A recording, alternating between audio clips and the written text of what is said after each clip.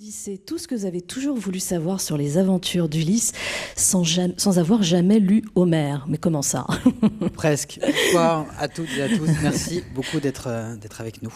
Alors, c'est vrai que qu'on l'ait lu ou pas lu, on a toujours l'impression de connaître l'Odyssée. Tout d'abord parce que ça a été décliné de mille et une façons, que ce soit de manière littérale ou par des chemins, on va dire, de traverse, avec des réinventions, qu'elles soient poétiques, que ce soit en dessin animé, en film, et tant d'autres choses encore. Mais c'est vrai qu'en réalité, on ne connaît pas si bien l'Odyssée. Connaître l'Odyssée, c'est pas simplement connaître les histoires, connaître les personnages qui sont devenus emblématiques, qui sont même devenus des paradigmes, on peut dire. C'est que finalement, on se rend compte en lisant ce livre qu'il y a tellement de sens cachés, tellement de mystères derrière non seulement les histoires et les personnages, mais même aussi derrière la langue. On va en parler tout à l'heure de cette langue qui révèle aussi beaucoup de... C'est comme s'il y avait des choses trappes, en fait, dans ce texte. Christophe, alors vous le dites en ouverture du livre, mais j'aimerais qu'on en parle ici un petit peu. Qu'est-ce qui vous subjugue la première fois que vous confrontez à l'Iliade et à l'Odyssée, que vous vous confrontez à Homère? Qu'est-ce qui fait que ces textes vous fascinent et vous habitent depuis presque toujours, j'allais dire? Merci pour cette présentation. Qu'est-ce qui me fascine dans Homère ou dans l'Odyssée? C'est compliqué à dire. Je dirais que c'est d'abord... Bon, je l'ai lu enfant la première fois. Je n'ai cessé de le lire jusqu'à aujourd'hui. Je le relis, je ne vais pas dire quotidiennement, mais presque. Mais c'est d'abord... pour moi, c'est presque atmosphérique.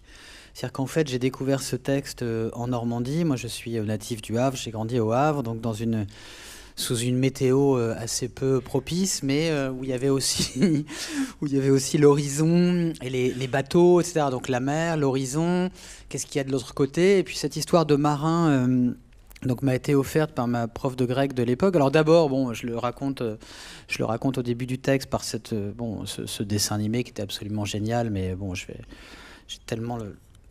l'impression d'en parler de Ulysse 31, qui était un dessin animé intelligent parce que il transposait les aventures d'Ulysse dans ce qui était exotique à l'époque, dans les années 80, c'est-à-dire l'espace, quoi. Voilà, donc le vaisseau spatial, mais toujours l'errance, qu'est-ce que c'est que Ithaque, et chaque épreuve, chaque épisode de l'Odyssée était très très bien transposé. Donc ça donnait envie. Puis ensuite, il y a eu ma prof de grec qui a vraiment fait entrer le soleil de la Méditerranée vraiment transpercer les nuages normands pour faire entrer le soleil, mais aussi cette langue. Vous avez parlé de langue, c'est important aussi ce mot, parce que mon manuel de grec, sur la première page, c'était des lettres grecques qui dansaient dans les vagues, donc les vagues de la mer, sous le cap Sounion, qui est le temple de Poséidon, le grand ennemi d'Ulysse. Donc c'était vraiment lié à la langue, à la lumière, et puis à ce récit à la fois simple et mouvementé, à la fois, je dirais, presque universel, parce que c'est l'histoire d'un homme qui essaie de rentrer chez lui. C'est un schéma d'ailleurs qui est transposable à l'infini, quoi. Puis qu'est-ce que c'est que son chez-soi, qui rentre chez lui et tout a changé chez lui. C'est cette histoire aussi de toutes ces personnages de femmes qui me plaisaient beaucoup. C'est-à-dire que j'étais vraiment abreuvé aux contes, aux légendes. Mais c'est vrai que Circé, Calypso, Nausicaa, la grande violence de ce texte aussi, son côté roman d'aventure, et en même temps des significations, vous l'avez dit, secrètes. Donc c'est un texte que j'ai abordé d'abord par la dimension d'aventure et de quête d'un héros pour rentrer chez lui. Il y a la navigation, l'horizon, et puis peu à peu, j'ai l'impression, et j'ai encore l'impression de plus en plus, de m'enfoncer dans ce texte et de tenter d'en saisir les subtilités de plus en plus profondes, en fait. Et ça, la langue grecque m'a beaucoup aidé. Oui, et alors ce qu'on découvre, c'est l'extrême complexité de tous les personnages, parce que contrairement à ce qu'on pourrait imaginer, les personnages dans l'Odyssée, c'est pas du tout manichéen, c'est pas les gentils d'un côté, les méchants de l'autre. On pourrait se dire, oui, Ulysse, le grand héros, c'est le gentil, et puis il va tuer le méchant Cyclope, il va avoir affaire à l'horrible sorcière Circé qui change les hommes en pourceaux. C'est beaucoup plus complexe. Ça, elle a raison parfois, mais c'est beaucoup plus complexe que ça, et cette complexité, vous allez nous accompagner dans ce livre et la décortiquer avec nous en nous donnant quelques clés de lecture qui passent effectivement à la fois par l'histoire en elle-même, qui quand on la lit attentivement révèle beaucoup plus de choses, et aussi à travers le sens de la langue du grec ancien, puisque souvent les mots sont aussi révélateurs de certaines vérités qui peuvent nous échapper lors de la traduction, parce qu'ils n'ont pas la possibilité d'avoir cette ambivalence qu'il y a en grec ancien. Alors ce qui est très intéressant et que vous évoquez d'entrée de jeu dans ce livre, c'est que ça s'appelle l'Odyssée, et pourtant le grand absent dans une bonne partie de cette histoire, c'est Ulysse. Oui, c'est vrai que l'Odyssée, j'allais dire, tout le monde connaît. Tout le monde connaît les sirènes. Quand on est tout petit, voilà, les sirènes, le cyclope, Circé un peu, Calypso un peu moins déjà, parce que c'est l'immortalité. Alors oui, on connaît peut-être l'immortalité, etc. Mais c'est un texte, il y a plein d'épisodes dont on parle jamais. Alors, il y en a certains, on en parlera peut-être parce que ça m'est cher, c'est le massacre des 12 servantes à la fin. Je comprends pourquoi on ne le raconte pas aux enfants, et en même temps, c'est important d'en parler. Et effectivement, tout le début, qu'on appelle la télémachie ou télémaquie, si on veut, voilà, on peut se battre sur les prononciations, mais qui est cette odyssée dans l'Odyssée, qui est cette micro-odyssée, que nous sert, j'allais dire, Homère, avant de nous parler d'Ulysse. L'Odyssée commence, en effet, alors, donc, Odyssée, c'est Odysseia en grec, c'est-à-dire mot à mot les aventures d'Odysseus, c'est-à-dire d'Ulysse, sauf que Ulysse n'est pas là. On nous le dit dès le départ, ça commence, on est... bon, l'Aède arrive, alors ça aussi, ça me fascinait quand j'étais enfant, c'est que c'est une histoire de... Vous avez en fait, c'est pour ça que je parle de stand-up, en fait, au début, l'histoire commence par quelqu'un qui s'approche, qui dit je vais vous raconter une histoire, mais qui demande l'histoire qu'il va nous raconter, dont on sait qu'il va nous la raconter, lui-même demande à une muse d'entrer en lui pour la lui raconter en lui disant « commence où tu veux ». C'est assez génial. Et c'est vrai, quand on est petit ou grand, on voit ce personnage donc d'Aède arriver comme ça, avec l'ancêtre de la lyre, la Forminx, et qui se met à dire, voilà, une muse va rentrer en moi.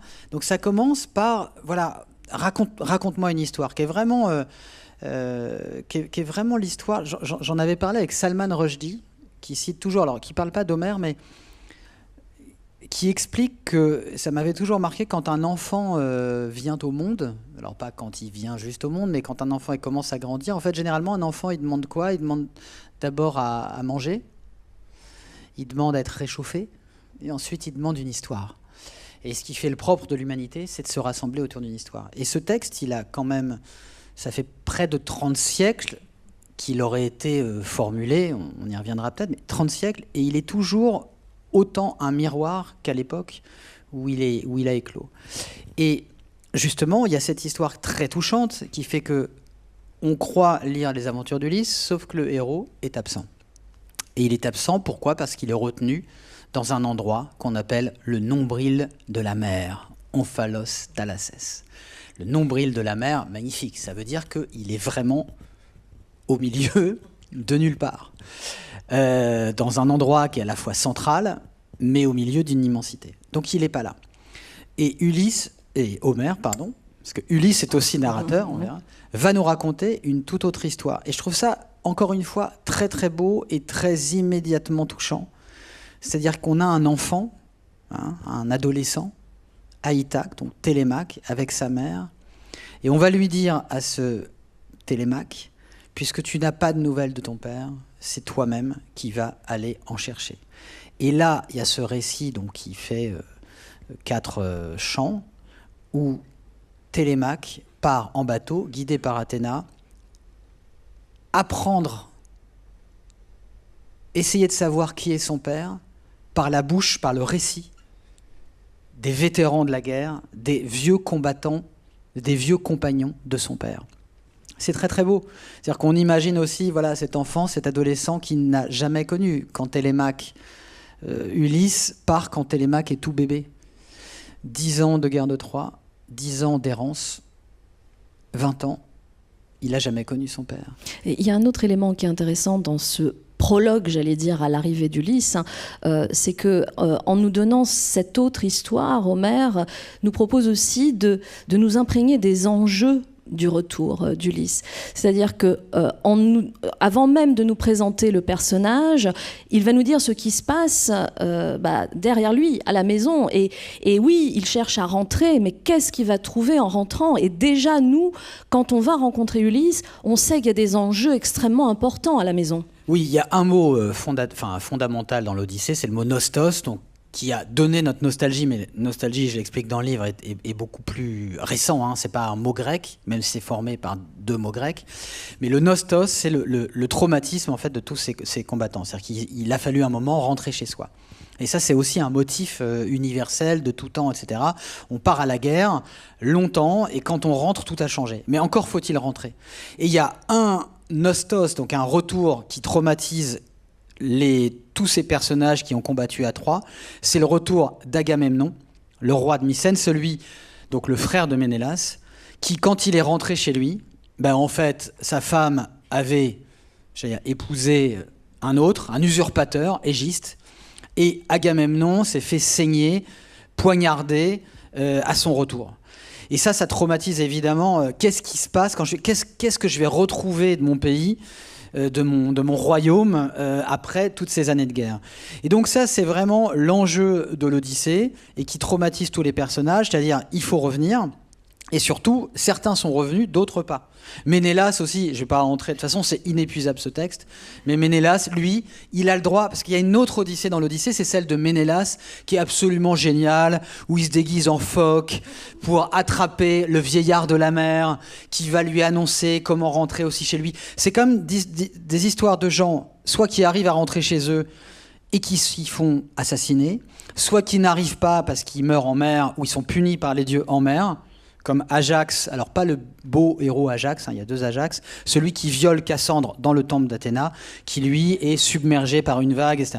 Et puis Ulysse, ce héros dont on n'a pas de nouvelles. Et c'est quand même assez génial ça en technique de narration. Odysseia, et je compare dans le livre, vous allez voir un James Bond contre Dr No, mais il n'y a pas de James Bond. C'est quand même assez, audacieux d'un point de vue narratif. Et l'Odyssée, c'est ça aussi, c'est-à-dire que pourquoi je dis juste un mot sur le pourquoi de ce livre. C'est qu'en fait, j'ai plein de copains, de copines qui me disaient bon, ouais, on a lu Tout gosse, Les Sirènes, etc. Mais c'est autre chose. C'est pas que ça, l'Odyssée. Non, en fait, c'est 12 000 vers qui sont assez ardus à lire comme ça en intégrale, mais qui vous racontent à la fois un roman d'espionnage, c'est-à-dire la reconquête politique d'Ithaque, à la fin, un roman d'initiation, qui est cette partie avec Télémaque, comment on dit, triple, quadruple, quand il y a 12 féminicides à la fin, qui vous disent aussi qu'Ulysse, en fait, il n'est pas revenu à Ithaque à la fin, il est revenu, mais il a dû repartir. Une descente, pas vraiment descente, mais en tout cas un voyage chez les morts. Voilà. C'est beaucoup plus fascinant, chatoyant, génial que ce qu'on nous en a raconté. Mais encore faut-il, gravir l'Everest. C'est assez compliqué, les 12 000 vers. Et puis en plus, il n'y a aucune vraiment... ça, je ne vais pas rentrer dans les polémiques sur les traductions, mais c'est compliqué en fait de trouver, même de conseiller quelle est la bonne traduction. Donc il faut montrer comment ce texte nous parle encore aujourd'hui, mais en le racontant, comme un roman. Alors, ce qui fait que c'est génial aussi, c'est ce qu'on a évoqué tout à l'heure, la complexité des personnages et en premier lieu la complexité d'Ulysse. Pour parler de cette complexité d'Ulysse, moi je vous propose qu'on aille le retrouver justement dans le nombril où il se trouve, où il passe pas forcément un mauvais moment, mais à un moment il faut rentrer. Alors, oui, juste un mot. Donc l'Odyssée commence par une assemblée des dieux, où Athéna, qui est la protectrice d'Ulysse, essaie, en l'absence de Poséidon, d'aller convaincre les autres dieux, et notamment son père, adoré, Zeus, de libérer Ulysse d'une prison d'amour, où il est, d'amour physique aussi, c'est-à-dire chez Calypso. Calypso, juste un mot, parce que je ne sais pas si c'est dans le passage, Calypso, quand un grec de cette époque entend Calypso, il entend Calypto, c'est-à-dire « je cache ». Aujourd'hui aussi. Quand on parle grec, Calypto. Voilà. Mais pour les Françaises et les Français, Calypso, c'est... Oui, on pense danser la Calypso. Non, mais c'est joli, Calypso, c'est très poétique, le mot est magnifique. Mais pour un grec, tout de suite, moderne ou ancien, c'est je cache. C'est quelqu'un qui cache, qui va faire, et quand Pénélope apprendra qu'Ulysse est chez Calypso, elle entend aussi quelqu'un qui cache son mari, à quoi? Qui cache au monde. Donc voilà, et moi Calypso, je l'adore. C'est un personnage que je trouve bouleversant, et c'est un peu ce que je fais dans le livre, c'est-à-dire que je m'arrête parfois c'est à la première personne, parce que comme un conteur, je dis pourquoi j'aime, et quand j'aime, je me prive pas de le dire. Alors, nous allons donc page, voilà, exactement. Ah oui, je peux commencer voilà, on peut commencer à se mettre dans l'ambiance calypséenne. Parfum envoûtant et raisin juteux, l'île jardin de Calypso. Ah, le repère de Calypso. J'avoue que je m'y rends parfois en rêve. Une île jardin aux essences rares, posée au milieu de la mer dont elle serait le nombril. Je m'y transporte quand le réel pèse trop, je ferme les yeux et je retrouve Calypso, celle qui cache en grec et qui me cache un instant au regard du monde.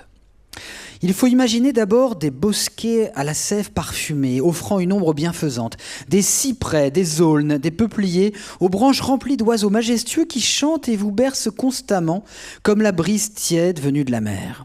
De la vigne aussi, chargée de lourdes grappes d'un raisin grandi au soleil, aux grains gorgés de jus. Elle pousse jusqu'à l'entrée de la grotte où la nymphe a aménagé sa demeure, ourlant les lèvres de la caverne. Il faut entendre l'eau fraîche couler en rivières argentées, dispensées par 4 fontaines naturelles, et le bruit des vagues, au loin, qui vont et viennent sous le ciel bleu. L'œil du visiteur se perd, nous dit Homère, dans de vastes prairies tapissées d'une herbe douce et molle, qui accueille volontiers les corps qui désirent s'y reposer, ou s'y reposent avec désir, parmi les fleurs violettes et les plantes aromatiques qui s'y épanouissent dans une profusion édénique. Un dieu même, abordant ces lieux, se serait émerveillé, l'âme ravie, note notre Aède. Homère prouve ce qu'il dit en nous faisant découvrir les lieux au chant 5 de l'Odyssée, à travers le regard d'un dieu. Hermès, dépêché par l'Olympe pour intimer à la nymphe aux belles boucles l'ordre de libérer Ulysse. Homère décrit le messager en pleine stupéfaction, fasciné par la beauté du paysage, un pur paradis terrestre. Les Romains diraient un locus amoenus, un lieu amène, délicieux, charmant, où rien n'est laid ni agressif. Revenu de sa surprise, le messager entre dans la grotte. Calypso y est assise. Elle chante en tissant à l'aide d'un matériel fait d'or. Auprès d'elle brûle un feu où se consument des branches de cèdre, répandant un parfum enchanteur dans toute l'île.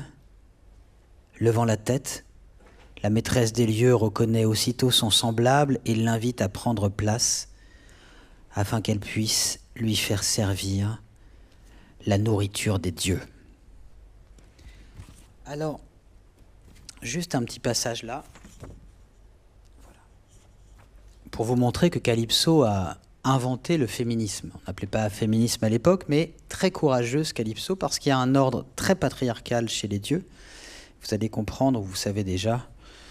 Je passe sur Ulysse, esclave sexuel, qui est le passage juste avant, et je vais sur Calypso. Ah, cela dit, c'est pas mal. Une fois rassasié, Hermès revient à sa mission et s'étonne de ne pas voir Ulysse, comme nous en fait.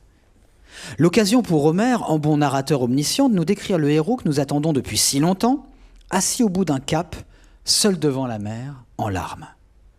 7 ans qu'il est là. Il semble avoir épuisé les voluptés de l'endroit.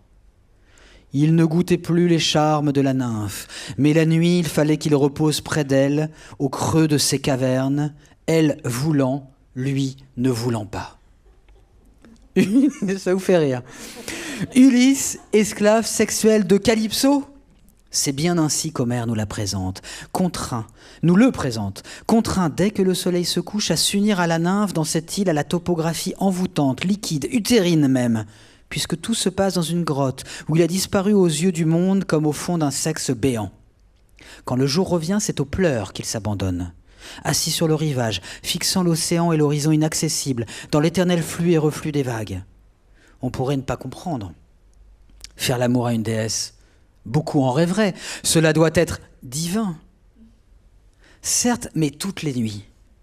Et contente-t-on une déesse ?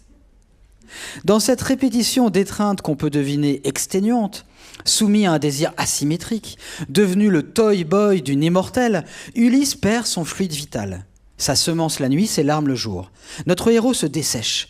La grotte de Calypso est une prison d'amour, le théâtre d'un orgasme infini où l'on n'arrête de jouir que pour répandre des sanglots qui ont le même goût salé que l'océan qui vous entoure, vous cerne. Ojiji c'est le nom de l'île, Ojiji, le jardin des supplices, et pourtant.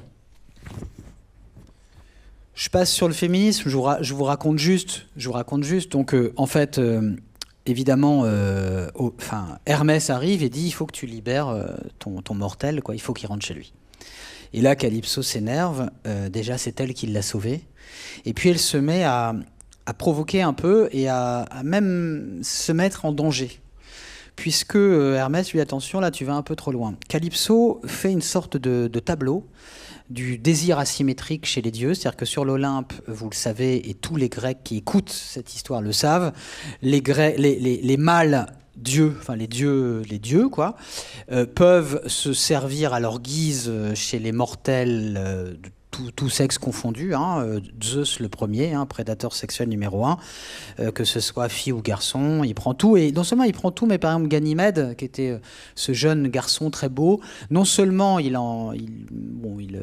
le séduit, non, il le rapte, parce que faut arrêter de dire séduire, c'est plus que ça, il le rapte en aigle, et il en fait l'échanson des dieux, c'est-à-dire celui qui sert à boire à l'Olympe, donc il l'installe carrément à domicile. Et là, Calypso dit, bon, en fait, vous, les dieux mâles, vous pouvez faire ce que vous voulez, et nous, en fait, les déesses, on peut pas. Moi, je suis tombée, alors elle n'est pas amoureuse, mais moi, j'ai ce mortel, etc. Je lui ai même offert l'immortalité, et vous voulez me le reprendre. Et elle fait, en fait, une liste de déesses qui ont perdu leur amoureux mortel, soit foudroyées quand Zeus demande à Artémis de prendre ses flèches et son arc pour aller foudroyer tel mortel dont une déesse était amoureuse, etc. etc. Donc il y a quand même, c'est rare, on est dans un texte, encore une fois, si on date 8e siècle avant notre ère, bon, on pense qu'Homère, si tant est qu'Homère ait existé, mais je passe là-dessus, et quel que soit celui qu'on appelle Homère, on sait que c'est plutôt un groupe de poètes, enfin bref. 8 siècles avant, on a ce portrait d'une immortelle qui conteste l'ordre divin et qui conteste les règles amoureuses et sexuelles de l'Olympe. Alors elle conteste l'ordre divin, sachant que les dieux et les déesses étant à l'inverse du monothéisme, à l'image des hommes, en quelque sorte, c'est aussi une manière de contester le comportement des hommes vis-à-vis des femmes, parce que c'est bien de cela dont il est question. Et d'ailleurs, Platon, qui n'aimait pas tellement les poètes, disait qu'Homère était l'instructeur de toute la Grèce. Parce qu'en fait, l'Odyssée est un poème qui apprend des choses. Donc effectivement, il faut toujours avoir en tête que dans l'histoire qui est racontée, comme vous le dites, Marie-Madeleine, c'est lu sur 2 plans.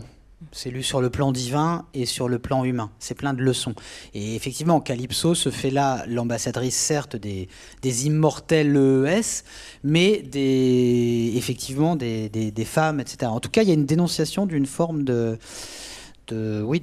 désir à géométrie variable, quoi. Alors, parlons maintenant du caractère, j'allais dire, d'Ulysse, parce que, encore une fois, héros, oui, mais enfin, moi j'aime beaucoup cette expression qui dit que quand les héros vivent trop longtemps, ils vivent assez longtemps pour devenir des tyrans. Il y a quelque chose chez Ulysse qui est à la fois fascinant, flamboyant. Oui, il est très intelligent, il est très fort, on peut imaginer qu'il est aussi très séduisant, mais enfin, tout ce qui lui arrive dans l'Odyssée, c'est un peu de sa faute. C'est-à-dire qu'il n'est peut-être pas responsable de ce qui se passe dans l'Iliade, mais tout ce qui va lui arriver par la suite, c'est un peu lui qui le provoque. Et là, c'est l'hubris. Oui, alors l'hubris dans l'Odyssée, vous savez, Dante a repris le personnage d'Ulysse dans l'enfer de Dante, et en fait un pensionnaire des enfers. dans un cercle où il y a en gros les petits malins, les gens qui vous trompent, les emberlificateurs, etc. Parce qu'Ulysse est le responsable de tout ça. La guerre de Troie, ça a été atroce ce qui s'est passé. Des massacres, des viols. C'est intéressant parce que Ulysse, à un moment, va comparer, quand il est chez les Phéaciens, la prise de Troie à une captive dont on s'approche et dont on arrache les voiles. Donc pour la violer, etc. Donc ça a été atroce, ça a été vraiment un bain de sang horrible. Et Ulysse, étant l'inventeur du cheval de Troie, est le responsable de ça. C'est quelqu'un qui a gagné par la ruse. Et cette ruse, il va la perdre en fait à un moment dans l'Odyssée, c'est avec le Cyclope. Et c'est très curieux. L'épisode du Cyclope, moi, il me pose problème. Parce qu'il est en contradiction, il est superbe, hein, mais il est en contradiction. Il y a deux choses qui me posent problème dans l'Odyssée, la fin, le chant 24, dont on pense qu'il a peut-être été ajouté, et le Cyclope. Mais il y a un problème éthique, moral avec le Cyclope. En fait, Ulysse, il ne cesse de parler d'hospitalité pendant toute l'Odyssée. Dès qu'il arrive quelque part, parce que c'est la règle. Voilà, c'est ce qui vous sépare des barbares. Vous arrivez, avant de vous demander votre nom, votre histoire, etc., on vous donne à manger. Et en fait, quand il arrive chez le Cyclope, ils vont dans la grotte du Cyclope et ils commencent à manger tous les fromages, à s'installer quand même chez quelqu'un qui n'est pas là. Ça se fait pas. Bon. Et puis, lui qui est si rusé, il commence par ruser en disant « Mon nom est personne, etc. Vous connaissez l'histoire, je sais pas, voilà, c'est assez génial. Outis, je ne suis pas quelqu'un, donc je ne suis personne. » Et puis, au moment où il s'échappe, mais où il s'échappe quand même, où il y a le Cyclope qui lance des rochers, etc., où son équipage commence à dire « Attention, arrête de le provoquer », il donne son nom. Il donne son nom et il défie Poséidon. Et il dit ton œil que tu as perdu, tu le récupéreras jamais, et même ton père. C'est quand même très curieux de la part de quelqu'un qui est censé être très malin, de sortir comme ça, de faire un acte d'hubris, donc cet orgueil que punissent les dieux, cet orgueil ultime, quoi, qui vous fait passer de l'autre côté. Et c'est très curieux, en fait. Oui, et en même temps, c'est ce que nous raconte Homère, c'est que même la plus intelligente des personnes, quand elle est rattrapée par cet orgueil, perd tout sens commun. Ouais.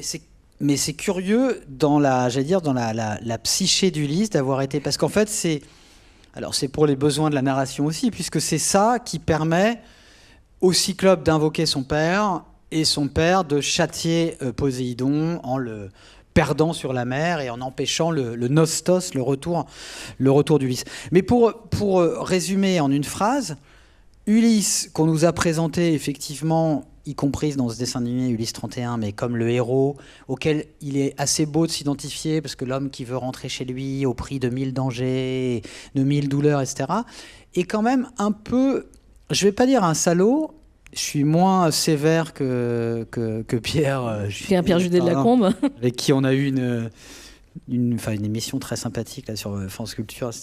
Mais lui, voilà, pour lui, vraiment, Ulysse est un salaud. Moi, je dis, Ulysse, il est ambigu. Et c'est ce qui fait sa richesse. Et c'est ce qui fait aussi peut-être que l'Odyssée, plus que l'Iliade, soit parvenue jusqu'à nous. C'est que c'est un héros assez confortable pour un lecteur moderne, mais aussi pour un lecteur du XVIIe, enfin pour un être vivant. C'est qu'il n'est pas parfait.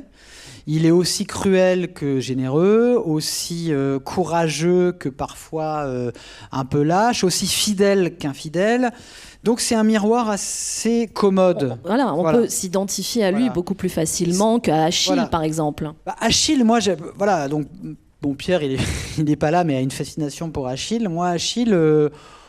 je le trouve, il y a des moments formidables pour Achille, mais ce personnage un peu brut de décoffrage. Plus monolithique, vous diriez ? Voilà, Ulysse, c'est vraiment la première apparition d'un héros malin qui use de son cerveau avant d'user de ses muscles. Parce qu'Ulysse, c'est pas forcément... Bon, après, sur les descriptions, là, je viens de répondre à Elon Musk, là, qui trouvait que c'est pas bien de prendre Lupita Nyong'o pour jouer la belle Hélène. J'expliquerai pourquoi, mais en fait, les épithètes homériques, en fait, c'est pas des descriptions réalistes, quoi. Héra a les yeux de vache. Bon, je pense pas qu'elle ait des yeux de vache, quoi. Enfin, donc en fait tout ça est très métaphorique.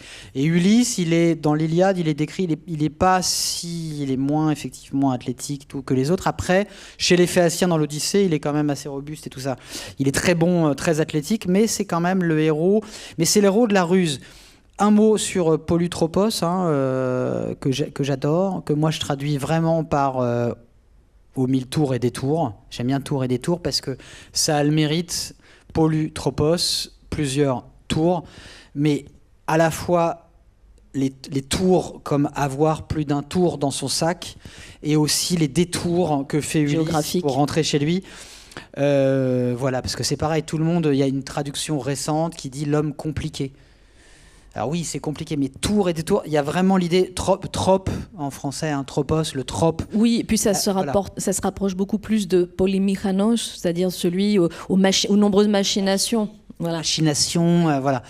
Donc voilà. Donc Ulysse, oui, c'est pas cet homme si sympathique, voilà, qu'on nous a présenté quand on était enfant. Après, il y a des passages très très beaux aussi, mais c'est un chef mafieux aussi. C'est quelqu'un qui pratique aussi la vendetta et c'est quelqu'un qui, voilà, vous sentez que j'ai envie de parler des servantes, mais on va y arriver, mais avant de parler des servantes, parce qu'on en parlera tout à l'heure, on parlera aussi de Pénélope, qui, à mon sens, est un personnage à qui on ne rend pas justice en la limitant à une brodeuse. On va en parler, mais avant de parler de Pénélope, il y a un autre personnage féminin qui vous tient à cœur, qui est celui de Nausicaa. Ah bah voilà. Oui. Pourquoi Nausicaa en particulier? Parce que je pense que quand j'ai lu l'Odyssée, j'étais enfant et après adolescent, etc. Et c'est une adolescente, même pas, enfin c'est une petite princesse. Et je pense qu'immédiatement, je pense que c'est celle qu'on a envie de rencontrer. Et la scène est juste dingue. La scène est juste dingue. Et je vais vous la lire à ma façon. Il faut imaginer donc pour vous dire où on est. Donc c'est le moment en fait où on va. Donc il y a eu Calypso. Ulysse part de l'île de Calypso. Il y a un nouveau. Donc là il est tout seul en fait. Ulysse il est tout seul chez Calypso. Il arrive chez Nausicaa, donc chez les Phéaciens. Il a une dernière vraiment un dernier naufrage horrible. Et il arrive dans une île où il y a des hautes falaises et il s'écorche, il essaie de trouver un passage, il s'écorche les mains, il manque de se noyer. Homère invente le gilet de sauvetage avec mais vraiment c'est ça, avec une déesse qui s'appelle Idothée, qui apparaît sous forme de mouette, etc. Et qui lui dit débarrasse-toi de tous tes vêtements parce que ça va te faire alourdir et te faire couler. Donc il est nu, c'est important, il est nu. Et il arrive finalement, donc elle lui donne une sorte de châle, une écharpe qui lui permet de flotter, et puis il doit rendre l'écharpe quand il arrive, il trouve un passage, il est épuisé et il s'endort. Donc nu, écorché, barbu, chevelu, il a passé du temps dans le sel, vous imaginez, il n'a pas mangé, il a faim, voilà. Alors nous sommes page 226... Voilà. Homère lave plus blanc. La scène est bucolique, joyeuse. Ah oui, non, sinon vous n'allez pas comprendre. Voilà. Donc Athéna sait qu'il est là. Ulysse donc va se réveiller un moment. Athéna, sa protectrice. Et Athéna entre sous la forme d'un rêve dans la tête d'une jeune femme qui s'appelle Nausicaa, qui dort dans son palais. Et dans son rêve, Athéna prend l'apparence d'une amie de Nausicaa et qui lui dit « Il faut que tu ailles laver ton linge. » Alors bon, c'est une princesse. Moi, j'ai découvert là que les princesses lavaient leur linge. Et pourquoi laver le linge? Parce que tu dois te marier et en fait, si ton linge n'est pas impeccable, personne ne voudra de toi. Bon, on est au 8e siècle, avant notre ère. Homère l'afflux blanc. La scène est bucolique, joyeuse.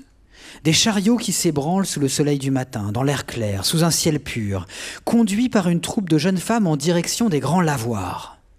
Un linge qu'on lave sans effort, dont on fait disparaître toutes les taches et qu'on va étendre sur une ligne tendue près du rivage où il pourra sécher en ondulant dans le souffle de la brise marine, caressé par les rayons du soleil, offrant à la fois la satisfaction du travail bien fait et le spectacle graphique d'un écran de cinéma antique où l'on contemple par transparence toute la beauté d'une plage et de la mer qui vient la lécher de son écume pendant que le doux bruit des vagues berce vos oreilles.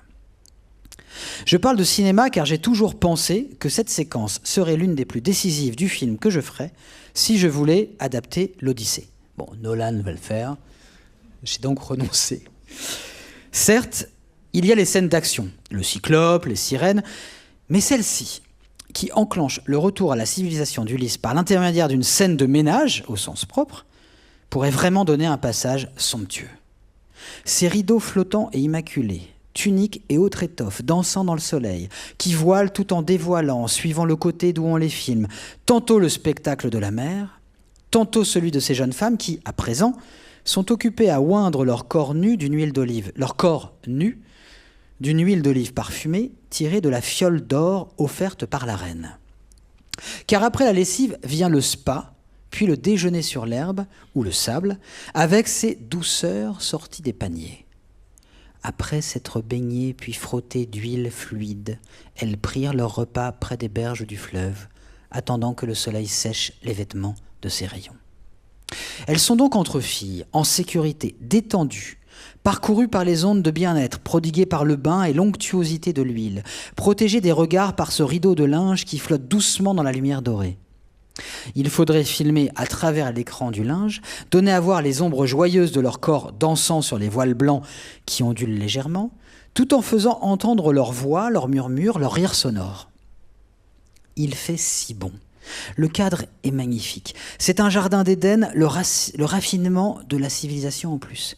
C'est aussi une ode à la pureté, loin de la guerre qui fait tant de taches, de sang, de bile, d'humeurs diverses sur les armures, les tuniques, la peau devenue cuir, des guerriers épuisés comme notre Ulysse, qui dort encore, à quelques mètres de là, nu comme un bébé dans le nid utérin qu'il s'est fait avec les feuilles des arbres, prêt pour la renaissance. Le terrifiant naufragé. Il ouvre les yeux. Il a entendu des cris de femmes, stridents. Que s'est-il passé ? Il se lève. Il faut se représenter un homme dans un état atroce. La barbe et les cheveux emmêlés par le sel. La peau brûlée par la mer et le soleil. Les mains écorchées dont les plaies ont séché, où le sang a fait d'horribles croûtes. C'est un survivant, un zombie qui se dirige d'un pas lourd, exténué, vers l'endroit d'où les cris sont partis. Il découvre le rideau que font les draps et les tuniques étendus au soleil, et derrière l'ombre des silhouettes féminines et gracieuses qui s'animent. Contre-champ.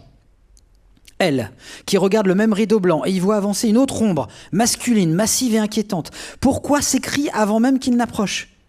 Elle jouait à la balle, mais Nausicaa l'a envoyée trop loin, elle est tombée dans le fleuve. Les cris, c'était ça. Rien d'important, mais Ulysse ne le sait pas. Va-t-il écarter les draps et les terrifier pour de bon, comme dans la scène du rideau de douche de Psychose, chez Hitchcock ? C'est ce qui se passe, mais sans couteau. Ulysse leur apparaît, massif et nu, et c'est la panique. Elle s'enfuit dans tous les sens. Homère compare le naufragé à un lion affamé, franchissant les palissades pour attaquer des brebis. Mais Nausicaa, qui n'a pourtant encore jamais vu le loup, ni le lion, n'est pas une brebis. Elle seule demeure face à lui et le dévisage. Enfin, pas seulement le visage, je vous laisse deviner le choc au regard de la société archaïque dans laquelle on évolue à l'époque, où le naturisme n'est pas encore à la page. Alors, c'est aussi la vision de l'innocence, Nausicaa. C'est un moment de douceur dans cette Odyssée qui est aussi, alors peut-être pas aussi violente que l'Iliade, mais qui demeure quand même une aventure assez sanglante. Et là, c'est un moment comme si même Homère nous proposait une sorte de parenthèse de douceur. Oui, alors, quand je serai mort, si le paradis existe, et si je peux y aller, j'aimerais que ce soit chez les Phéaciens. Donc le peuple dont Nausicaa est donc la princesse. Un peuple de gens, moi quand je lis ça, ça me fait penser à Venise. C'est une thalassocratie, une puissance maritime. Ils ont des bateaux qui naviguent tout seuls, ils sont extrêmement élégants. Ils ont tous des noms en fait, qui les rattachent à la mer, aux bateaux. Ils ont une technologie absolument poussée à l'extrême. Ils ont des jardins où en fait les fruits et les légumes poussent en permanence et donnent en se fichant des saisons en fait. Donc c'est vraiment le jardin d'Éden. Et ils aiment les histoires. Ils sont polymutoi, c'est-à-dire philomutoi, qui aiment les histoires, les mythes. Et c'est là, et c'est génial, qu'Ulysse va raconter son histoire par un flashback énorme. Donc, libérez-moi Ulysse, dit Athéna. Hermès va chez Calypso, il est libéré, naufrage, il arrive là, il rencontre Nausicaa, et Nausicaa va l'emmener dans le palais de ses parents. Et là, on prend soin de lui, etc. Il découvre un monde merveilleux, etc. Ils vont lui dire « Qui es-tu » Il ne répond pas. Et puis à un moment, il va craquer.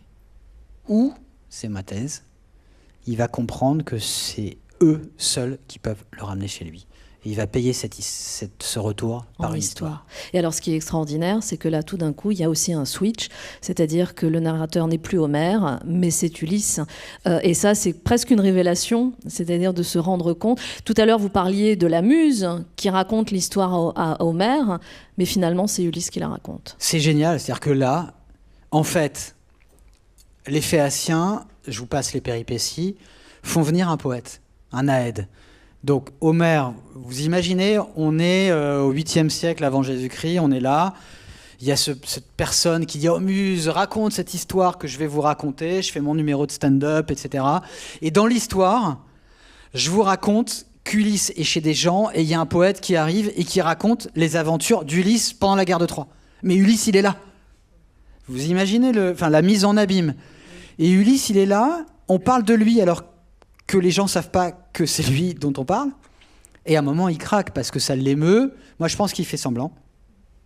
Mais ce serait trop long à expliquer, mais je l'explique. Je pense qu'il fait semblant parce que justement, il ruse encore.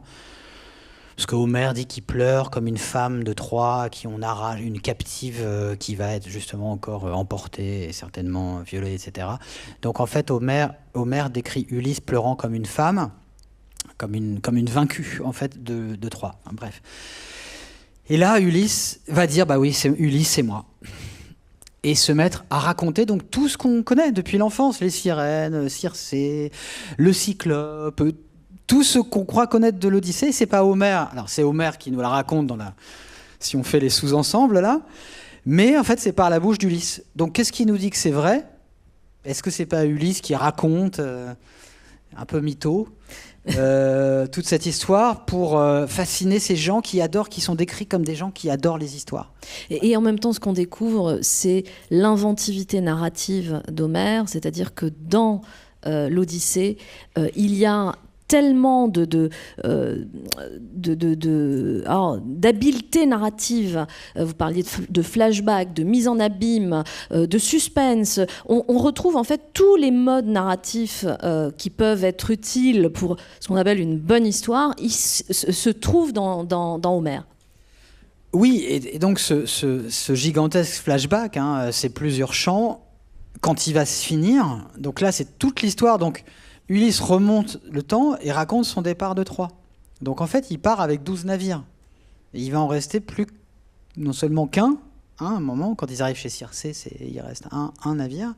Puis après, il va se retrouver tout seul, et c'est là qu'il arrive chez Calypso. C'est-à-dire qu'en fait, Homère nous reboucle. Et c'est pour ça que Nolan, je fais juste une petite parenthèse. Pourquoi l'Odyssée ? Bon, bien sûr, c'est une histoire géniale, etc. Mais il y a dans l'Odyssée beaucoup d'éléments de la filmographie de Christopher Nolan. Notamment ces histoires de chronologie un peu perturbée dans Tenet, par exemple. Notamment l'histoire de l'implantation des souvenirs dans Inception. Sauf qu'en fait, c'est la fin de l'Odyssée, les dieux vont implanter l'oubli dans les parents des prétendants qui veulent se venger d'Ulysse, etc. Implanter l'oubli. ils se souviennent plus. Donc à partir de là, la paix est possible parce qu'ils vont plus vouloir se venger quand on a oublié pourquoi on nous a fait du tort et ce qui s'est passé. Bon. Ou encore le fait de ne plus savoir si on vit dans la réalité ou dans l'illusion, comme encore dans Inception. La guerre avec évidemment Dunkerque, etc. Mais il y a tout ça. En fait, narrativement, c'est absolument génial. Il y a une audace narrative formidable. Donc c'est pour ça aussi que ça nous plaît aujourd'hui, c'est que c'est pas du tout... Dans les contes du Graal, il y a aussi des moments intéressants, etc. Mais d'une part, enfin, dans les contes du Graal, les héros, ils sont purs. Oui. Il y a les méchants et les gentils. Justement. Voilà. Et parce qu'il y a la religion. Et vous l'avez rappelé, la religion grecque, on se moque des dieux. Et les dieux singent en fait le monde des humains. C'est presque plutôt les humains qui créent les dieux à leur image. Donc il y a ça. Et effectivement, on découvre dans ce texte que c'est comme la vie, c'est-à-dire qu'en fait, oui, on peut être héroïque et puis parfois lâche, on peut être fidèle à ce qu'on est et puis parfois faire n'importe quoi, on peut s'égarer, on peut perdre le cap et puis retrouver le chemin, on peut être cruel et en même temps généreux, on peut être un héros et faire couler le sang. Alors, de façon impitoyable. Justement, parce que il faut absolument qu'on aille retrouver Pénélope et les fameuses servantes. Mais pour aller retrouver Pénélope, il faut passer par Circé. Parce que Circé, je parlais tout à l'heure en début d'échange aussi de sa complexité. Circé, on en a fait une caricature de sorcière qui change les amants pour sots. C'est aussi ça, mais ça n'est pas que ça. Parce que Circé, elle peut aussi être très utile. Qu'est-ce qui fait la particularité de cette figure qui va finalement peut-être remettre Ulysse en quelque sorte sur le bon chemin? Circé, déjà, quand un grec entend le mot Circé, alors c'est vrai qu'on adore, nous, Circé, parce qu'on pense à sort, ensorcellement, ça sonne un peu pareil, il y a une très belle allitération. Quand un grec entend Circé, il entend Kirké, voilà, qui veut dire plusieurs choses, qui veut dire une sorte d'oiseau de proie, une sorte de faucon. Et puis il y a l'image, dans Kirké, il y a l'image du rond, de l'anneau qui vous enserre, parce qu'en fait cet oiseau de proie, il fait des tours, son vol fait des tours autour de votre tête, etc. Donc Kirké, ou Kirki en grec moderne, il y a l'idée déjà, le pressentiment, quand on entend ça, on se dit waouh, c'est pas génial quoi, pour Ulysse. Alors elle a été extrêmement réhabilitée, notamment par de nombreuses romancières et Madeleine Miller, etc., Circé, dans cette dimension double, c'est-à-dire magicienne, mais en même temps pas forcément maléfique. En fait, elle n'avait pas besoin d'être réhabilitée, puisqu'en fait, en tout cas, Homère en fait une figure qui ne condamne pas. Parce que Circé, effectivement, c'est à la fois celle qui change les gens qui passent par son île et des hommes, soit en porc, soit en loup ou en lion, mais en leur faisant garder leur conscience d'homme. Donc c'est le supplice horrible, c'est-à-dire que vous êtes changé en loup, mais vous pensez encore comme un homme, quoi. Donc vous ne pouvez pas parler, ça doit être terrible, etc.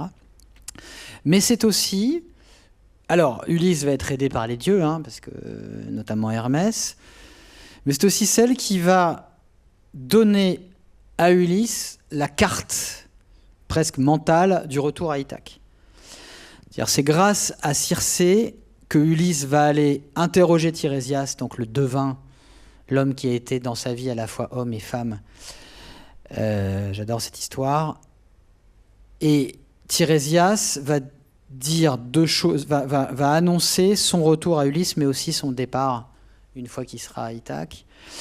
C'est grâce à Circé que Ulysse ne va pas tomber dans le piège de qu'est-ce qu'il faut choisir entre Charybde et Scylla, c'est-à-dire qu'il va choisir finalement le moins pire.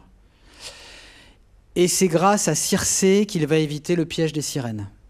En fait, elle lui donne toutes les instructions. Donc sans Circé, il n'y a pas de retour d'Ulysse. Et là, aussi autre ambiguïté cette fois chez Ulysse, c'est que chez Calypso, il est resté 7 ans, on peut dire qu'il était pris au piège, mais chez Circé, il reste qu'1 an. Mais à un moment, il faut que ses compagnons aillent lui dire, écoute, faudrait quand même qu'on rentre chez nous. Et là, c'est l'heure. Voilà. Et ce qui est intéressant, c'est dans un péplum,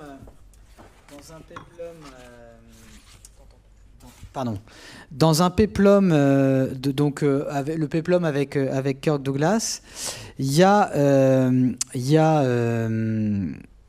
en fait, ils ont choisi pour la même Sylvana Mangano pour faire à la fois Circé et Pénélope, comme c'est la même actrice, Ulysse a été fidèle, quoi. Parce que sur Circé, il y a Calypso peut se dire, en plus il est un peu forcé, vous avez vu le passage, quoi. Il a vraiment pas le choix, il doit passer à la casserole chaque soir et tout. Là, avec Circé, c'est vraiment dit dans le texte comme ça, quoi. C'est assez marrant, je m'arrête là, mais Homère s'amuse. En fait, Homère, il est pas... il nous laisse libre, mais en fait, il y a toujours des petites touches qui montrent que parfois, il est un peu désapprobateur avec son héros. C'est Homère, enfin, ou en tout cas le narrateur de cette Odyssée, qui prend cette comparaison de la ville de Troie comme une captive qu'on a violée. C'est Homère qui, là-dessus, nous rappelle que quand même les compagnons d'Ulysse vont lui dire, écoute, quitte un peu le lit de Circé, parce qu'il faut qu'on rentre chez nous. Il y a quand même... il ne ménage pas... Et ça, c'est très moderne aussi, son héros. Moi, je trouve très intéressant cette idée d'une même actrice pour faire Circé et Pénélope, pas seulement sur la question de la fidélité, à la rigueur serait presque trivial, mais ce qui est intéressant, c'est peut-être que ça met de l'épaisseur au personnage de Pénélope et qui le mérite bien. Et qui le mérite bien, Pénélope. C'est ce qu'on va voir aussi, parce que, venons-y, Pénélope, elle brode, mais elle brode pas des papillons et des fleurs. Pénélope, elle brode quelque chose de très particulier qui en dit long sur son état d'esprit. Et surtout, il ne faut pas oublier que Pénélope, ça fait 20 ans qu'elle est à la tête d'un royaume. Qu'est-ce que ça dit d'elle ? Oui, Pénélope, encore une fois, c'est pareil, c'est comme Circé. Alors, c'est marrant les lectures, parce que c'est pareil, encore une fois, le texte même, le texte qu'on a, nous, donc de la tradition d'abord 6e siècle avant Jésus-Christ, sous le tyran Pisistrate à Athènes, qui demande à fixer un texte, puis après les moines byzantins qui fixent, les érudits byzantins qui fixent le texte, etc. Mais tout est dit. Pénélope, elle fait pas tapisserie, dans tous les sens du terme. Déjà, c'est un linceul. C'est vraiment dit comme ça, le mot. C'est un linceul, pharos en grec, pas le phare, mais... Et avec un mot qui nous dit que c'est pour un usage, donc le vêtement, mais pour un usage funéraire, et que c'est destiné au père d'Ulysse, Laërte, quand il sera mort. Elle tisse un tissu pour envelopper le père de son mari, le père du roi d'Ithaque, à sa mort. Donc déjà, c'est un linceul, donc déjà c'est un signal. C'est pas une tapisserie. Les prétendants auraient peut-être dû se douter que quand même elle avait pas... que dans les rêves de Pénélope, la mort vraiment était là. Après, ils sont 108 les prétendants. 108, il faut imaginer des aristocrates, des jeunes aristocrates en pleine force de l'âge, hurlant leur désir, il dit ça aussi, Homère dit ça, brûlant du désir d'être couché près d'elle, ce que dit le texte. Donc voilà. Et quand elle apparaît toute seule, femme, dans une société quand même archaïque, où c'est quand même les hommes qui dominent, en l'absence du roi d'Ithaque depuis très très longtemps, et qui la harcèle et qui rudoie Télémaque, qui se conduisent très très mal avec le fils de la maison, etc. Et il ne faut pas oublier qu'elle n'a aucune nouvelle. Je veux dire, il n'y a pas de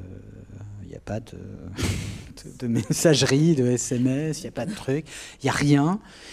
Et que c'est quand même très loin Troie, que c'est un monde, que la navigation c'est compliqué, etc. Pas de nouvelles, quoi. Et que tout le monde lui dit, mais il est mort. Que Télémaque lui-même dit, les os de mon père ont blanchi sur un rivage où ils sont au fond de l'eau et les poissons l'ont becté. Il y a aussi ça, il le dit comme ça. Et là, je passe sur la résistance donc de Pénélope, etc. Pénélope, dans son nom même, il y a le fil, Pène. Et ce que j'adore, sans trop spoiler, c'est qu'en fait, tout ce qui se passe, et notamment l'épreuve de l'arc, etc., et le moment où ça se passe, etc., c'est Pénélope qui en a l'idée. Pénélope est aussi rusée qu'Ulysse. Ces deux-là, j'ai à fond la paire. Se mérite. Et c'est elle, à la fin, qui piège Ulysse. Avec cette histoire magnifique du lit, sublime.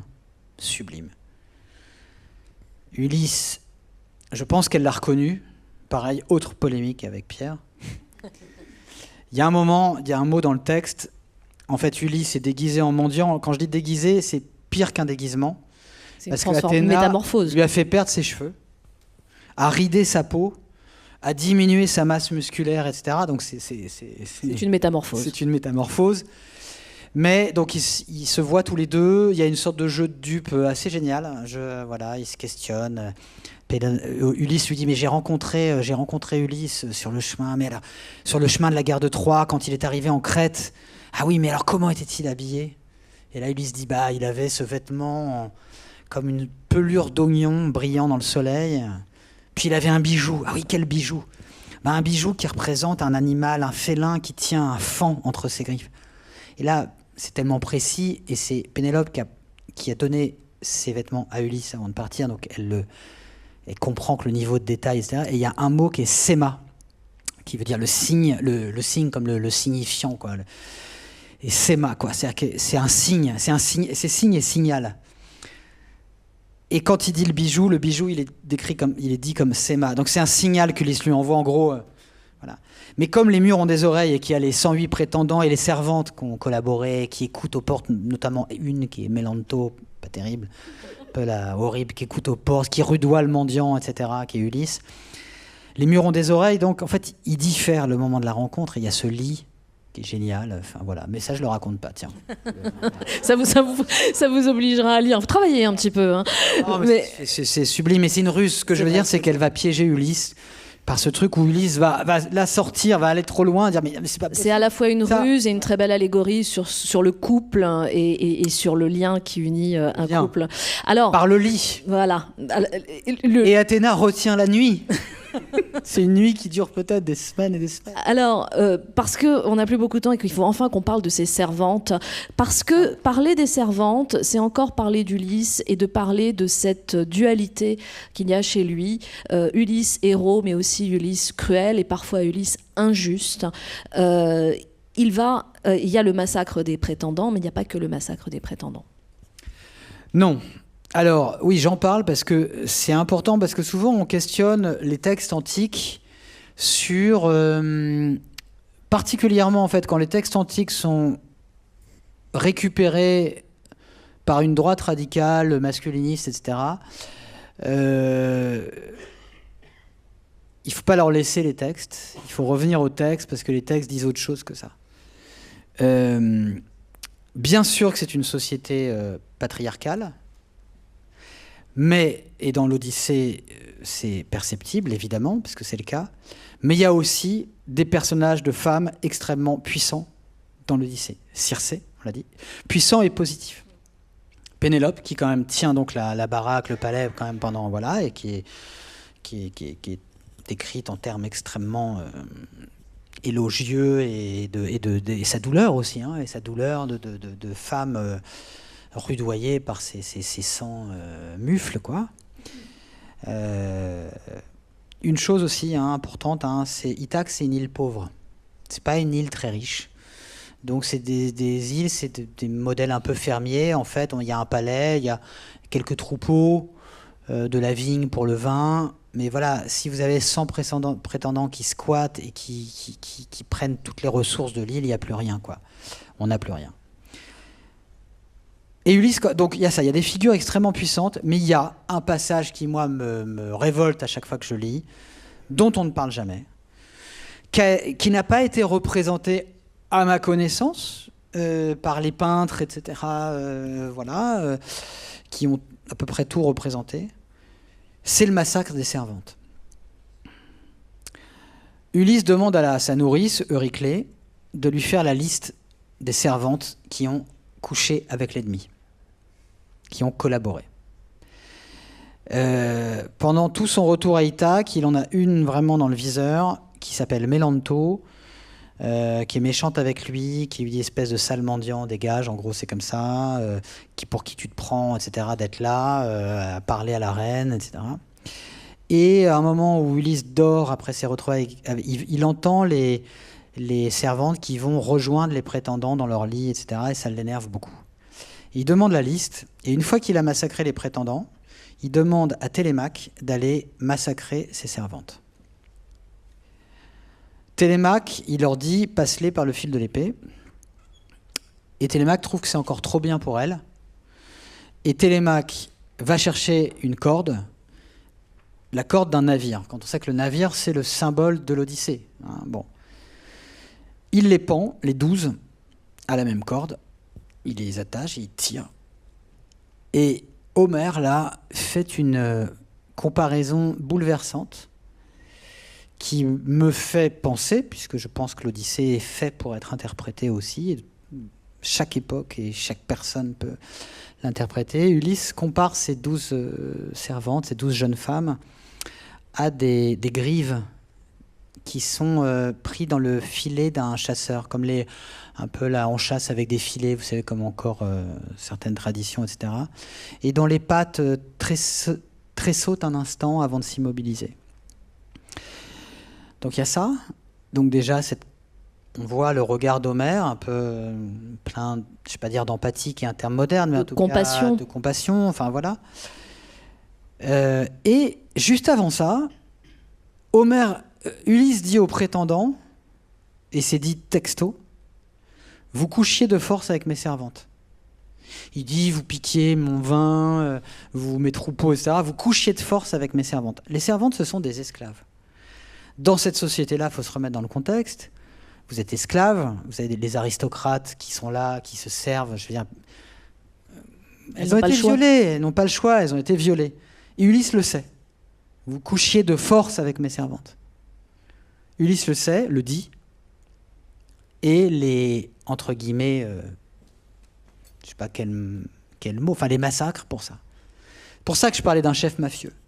Il y a ce côté, je fais table rase de tout ce qui s'est passé en mon absence. Margaret Atwood est revenue sur cet épisode dans l'Odyssée de Pénélope, qui est un texte que je vous recommande de lire. Elle a une interprétation qui nous ramène à des temps anciens, etc. Elle pense que Pénélope sauve sa peau. Il y a une tradition chez les auteurs grecs post-homériques qui disent que Pénélope a couché non seulement avec un prétendant ou deux ou trois, mais avec tous les prétendants. Et comme c'est tous les prétendants, en grec tout c'est Pan, comme le dieu Pan, elle a enfanté le dieu Pan. Le dieu Pan serait le fils de Pénélope et de la semence des 100 prétendants. Quand je dis c'est pas réaliste l'Odyssée, quand Elon Musk dit mais ça peut pas être Lupita Nyong'o pour ça, parce que, alors il va pas dans ce niveau de détail, mais parce qu'Ulysse utilise une expression lokolenos qui veut dire au bras blanc, Hélène au bras blanc, mais ça veut rien dire forcément. Et puis bref, chacun peut voir son Hélène comme il le veut, etc. Ce que je veux dire par là, c'est qu'effectivement, cette question du massacre des servantes, il nous fait voir Ulysse sous un autre jour.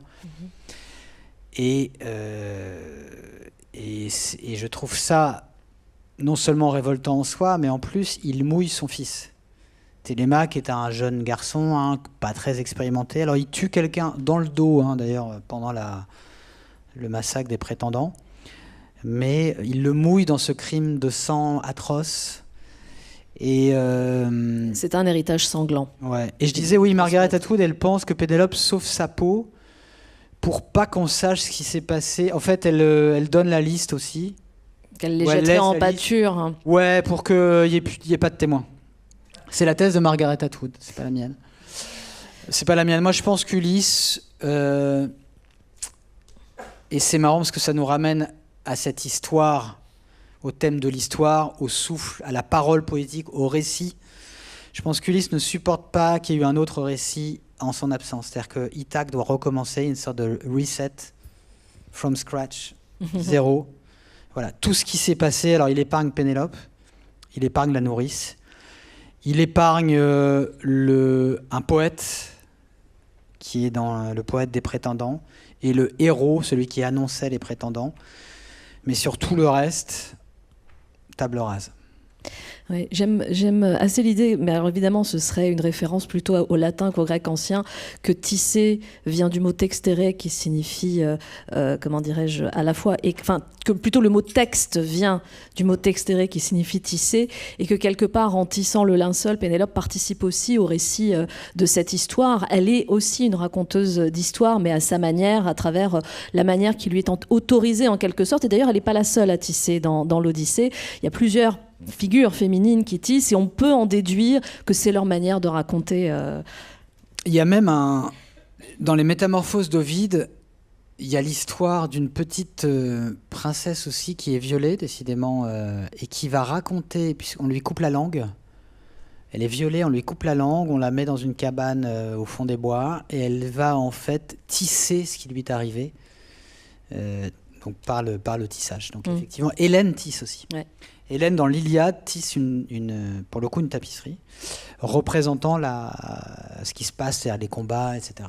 Ouais, et là, on est littéralement dans le récit. Alors, cette rencontre touche à sa fin. Quand même dire que Ulysse, 20 ans pour rentrer chez lui, il va repartir. Il va repartir. Et ça, c'est quand même extraordinaire. On n'en parle jamais. Mais il est rentré, il fait table rase et il repart. Bah, ça encore, c'est génial. C'est-à-dire qu'en fait, on a dans l'Odyssée un récit qui n'est pas encore arrivé, advenu. Tirésias raconte à Ulysse comment il va devoir et quel voyage il va devoir accomplir une fois en rentré à Ithaque. Et de ce voyage va dépendre... Enfin, il rajoute un truc, un aspect, une phrase sur la mort d'Ulysse. C'est-à-dire qu'il annonce avec une ambiguïté absolument géniale qui n'a jamais été résolue, en tout cas, des auteurs s'en sont emparés après, mais Ulysse meurt ex alos. Alos, ça a donné als alos, c'est un mot grec qui a donné halieutique. Vous savez, les poissons, les ressources halieutiques, qui a donné le mot sel aussi. Et Tirésias dit à Ulysse qu'il va mourir ex alos, qu'on peut traduire de deux façons. Soit une mort venant de la mer, ex alos, ou loin de la mer. Et en fait, d'autres auteurs vont aller rechercher le fils de Circé, Télégonos, parce qu'il y a plein de traditions qui se sont dit 7 ans avec Calypso sans enfant, c'est quand même bizarre. Parce qu'à l'époque, est-ce qu'ils prenaient leurs précautions ? 7 ans quand même.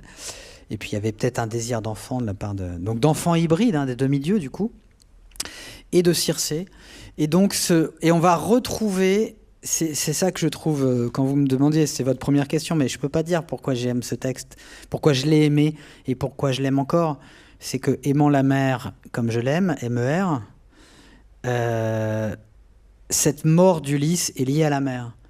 Et en fait, selon, donc là je spoil parce que c'est pas grave, puis c'est pas dans l'Odyssée, mais Ulysse va mourir mais Madeline Miller s'en sert aussi dans son Circé, d'une piqûre, d'une raie, comment dire ça, un dard, le dard d'une raie, genre de raie pastenague, un dard empoisonné, que Circé a fiché sur une lance en métal précieux, et qu'elle donne à son fils, donc Télégonos, pour aller à la recherche de son père, Ulysse. Et Ulysse va mourir comme le père d'Œdipe, c'est-à-dire son fils va le tuer sans savoir que c'est son père. Et là, ça nous ramène à Star Wars. Tout naturellement. Mais non, mais ce texte, il a irrigué. Mais oui, je suis ton père, etc. C'est-à-dire qu'en fait, c'est des motifs tellement puissants. Je veux dire, un père qui ne connaît pas son père et qui va voir les anciens combattants dire « Racontez-moi mon père ». Enfin, il n'a même pas besoin, il le raconte. Et qui rêve forcément sur ce père. Et qui, à un moment, le rencontre, mais qui ne sait pas que c'est son père. Chez Eumée, le porcher, en plus déguisé en mendiant. Donc Ulysse, à un moment, doit aller changer, c'est génial. Athéna lui rend son apparence. Et là, il arrive, et là, oui, ça ressemble plus à un père héroïque qu'un mendiant. C'est des motifs extrêmement puissants. Rentrer chez soi, mais qu'est-ce que c'est chez soi ? Surtout, et nous dire, même dans le texte même, sans nous raconter à la fin, qu'il va devoir repartir. La brodeuse voilà, qui raconte ça, qui tient ça, qui ruse sans arrêt. Enfin, c'est plus des péripéties formidables, des personnages, des monstres. C'est absolument génial. Et tout est interprétable. Tout est interprétable. Où est-ce que ça se passe? Est-ce que c'est des territoires réels ou fantasmés? Des gens se sont lancés à travers la Méditerranée pour dire mais l'île des Cyclopes c'est là, l'île des Lotophages c'est Djerba. Parce qu'en fait à Djerba il y a des dattes. Et en fait, les dates, elles sont tellement bonnes, tellement sucrées qu'elles nous font oublier le chemin du retour. Donc en fait, les lotophages, c'est à Djerba. Ça, c'est Victor Bérard, c'est pas n'importe qui. C'est un des plus grands traducteurs de l'Odyssée qui le dit. Mais les dates à Djerba, bon, pourquoi pas. Et quand il traduit l'Odyssée, il dit, Ulysse, à un moment, perd la notion de la date. Pour faire un jeu de mots sur date et date. Non mais bon... Mesdames et messieurs, si vous n'avez pas lu l'Odyssée, si vous voulez redécouvrir l'Odyssée, vraiment vous l'aurez compris, lisez l'Odyssée de l'Odyssée. Tout ce que vous avez toujours voulu savoir sur les aventures d'Ulysse sans avoir jamais lu Homère.